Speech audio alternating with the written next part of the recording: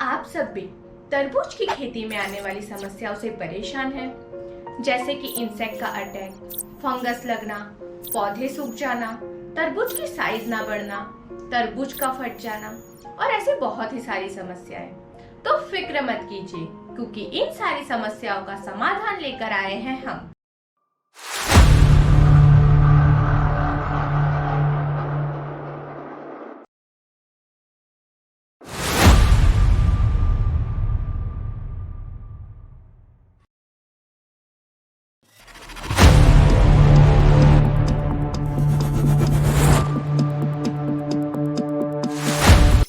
मैं Ruchita Patel from Mahakal agro आप सबका हमारी टीम में स्वागत करती हूँ।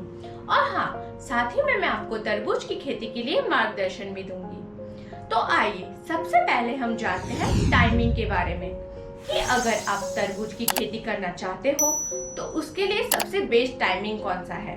तो तरबूज की खेती के लिए सबसे बेस्ट टाइमिंग है दिसंबर टू मार्च, क्योंकि उस वक्त टेम्परेचर 18 to 35 डिग्री होता है, जो कि पौधों को ग्रोथ करने में बहुत ही ज्यादा मदद करता है।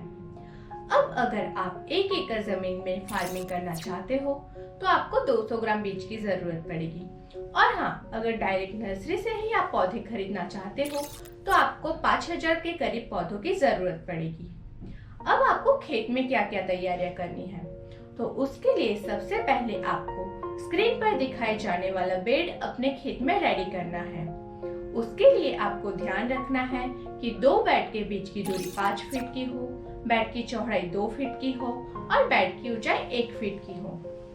बेड बनाते समय आपको उसमें डीएपी, एमओपी, एसएसपी, फिप्रोनिल, जैविक खाद जैसे कि गोबर, इन सब के मिश्रण का भी यूज करना है, जिससे पौधे का ग्रोथ अच्छे से हो।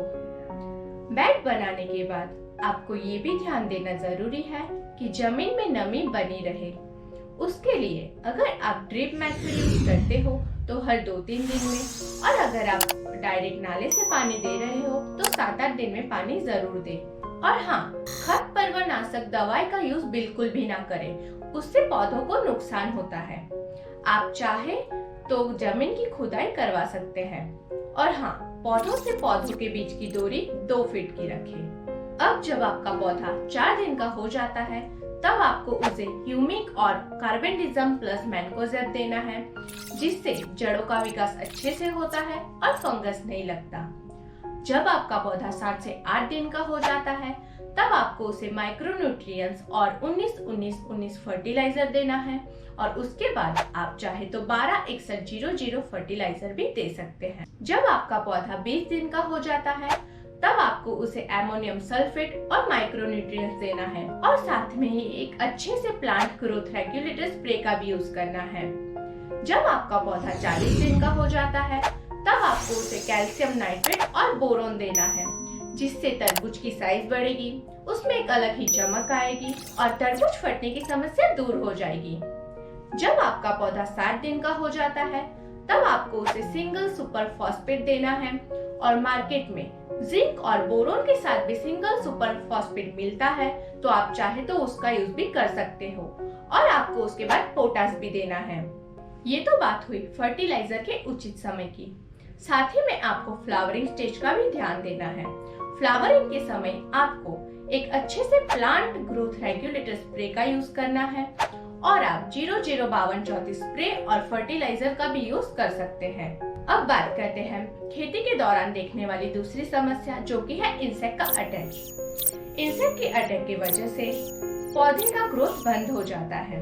तो इसके लिए सबसे पहले तो आपका ये जानना जरूरी है कि कौन सा इंसेक्ट आपके खेत में ज्यादा नुकसान कर रहा है, और उसके अकॉर्डिंग ही आपको दवाई करनी है।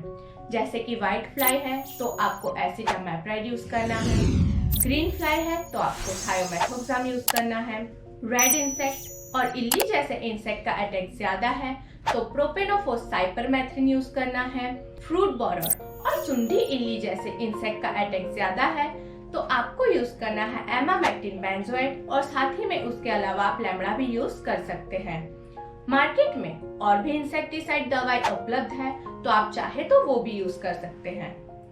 अब बात करते हैं दूसरी समस्या, जो कि है फंगस की।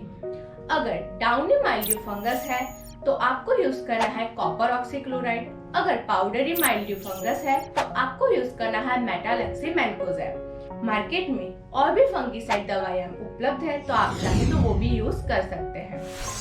अगर आप अपने खेत में एक अच्छा रिजल्ट चाहते हो तो आपको हर 15-15 दिन में इंसेक्टिसाइड और फंगीसाइड दवाई का यूज करना चाहिए। मार्केट में फ्रूट फ्लाई ट्रैप भी मिलता है, तो आप चाहे तो उसका यूज भी कर सकते हैं। और हाँ, अगर आप अपने खेत में केमिकल यूज करना नहीं चाहते तो आप नीम ऑयल का भी स्प्रे कर सकते हैं। एक और समस्या है जो कि हमें कभी कभी ही देखने को मिलती है कि हमारा पौधा सूखने लगता है। इसका मुख्य कारण होता है जमीन में ज्यादा नमी हो जाना, जिसके कारण फंगस भी लगने लगता है। तो इससे बचने के लिए आप जड़ों में ट्राइकोडर्मा या फिर कॉपर ऑक्सीक्लोराइड भी यूज कर सकते हैं। अब हमारा पौधा 70 to 75 डेज का हो चुका है, जो कि उसका कटिंग टाइमिंग है। इसके दौरान आने वाली लगभग सारी समस्याओं का निवारण हमने हमारे वीडियो में दिखा दिया। ऐसी सारी जानकारी पाने के लिए आप हमारे चैनल को लाइक और सब्सक्राइब करें और हमारा वीडियो सबसे पहले देखने के लिए बेल आइकन जरूर दबाएं। अगर आपको इस वीडियो में दिखाई गई माहिती में कोई समस्या हो या फिर आपकी खेती में कोई परेशानी हो तो आप हमें स्क्रीन पर दिखाए गए व्हाट्सएप नंबर पर हाई लिखकर समस्या बताएं, जिससे हमारी टीम आपको संपर्क करेगी और आपकी समस्या का समाधान देगी। और हम प्रयास करेंगे कि हमारा अगला वीडियो आपकी समस्या पर हो। हमसे जुड़े रहने के लिए आपका धन्यवाद।